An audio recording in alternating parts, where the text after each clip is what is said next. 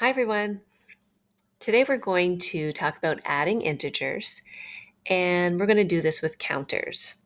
Now, integers, as you know, are positive and negative whole numbers and zero. And we can add these together with counters. We could use number lines, we could use charge models, or other pictures. But this video is just going to focus on counters. Let's have a look at our first example. You can see on this page in the bottom corner that we have a legend.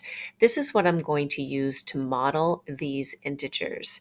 I'm going to use a shaded in circle to represent +1 and a circle with no shading for a -1.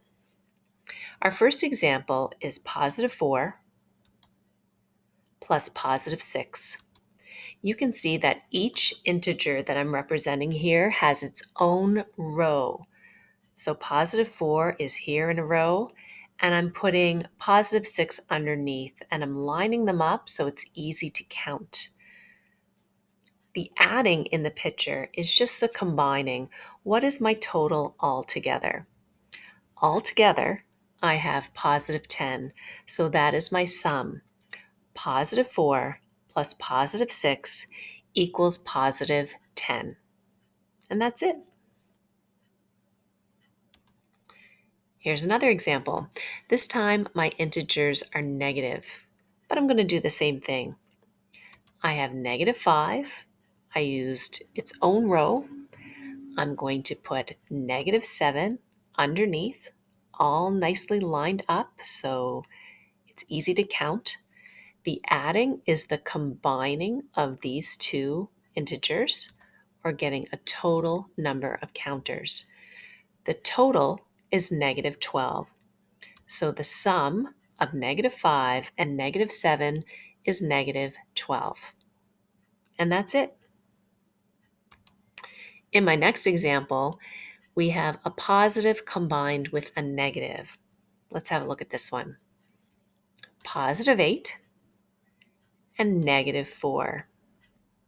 When we have a +1 combined with a -1, together that makes 0, or we call that a zero pair. In this example, because they're lined up nicely underneath each other, I can quickly identify 4 zero pairs. What's left over is my sum. I have +4 left over when the zero pairs are removed. So the sum of +8 and -4 is +4. Let's try one more. -9 plus +3.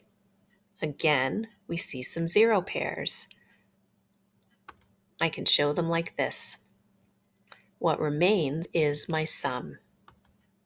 I have -6 when the zero pairs are removed. So -9 plus +3 equals -6. I hope this was helpful. Time for you to practice. Good luck, everybody.